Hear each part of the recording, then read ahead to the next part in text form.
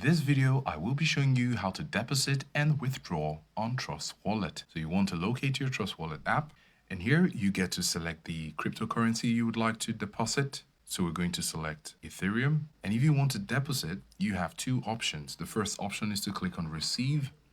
And here you have your QR code and your alphanumeric crypto address. This is the address you can give or put in any other cryptocurrency wallet for you to send into your Trust Wallet app. The other option is to click the buy button. So when we click on buy, this will take you to the page where you can choose the payment method using your credit or debit card. So currently it's on Pay with Google Pay with Mekrio. When we click on the arrow, we can see the options to pay, so you could use your Google Pay or Mekrio. Any option you click will take you to an external page where you get to put your details in order to authenticate the transaction. Of course, if you want to withdraw, there are two options. You could use the send option or to sell.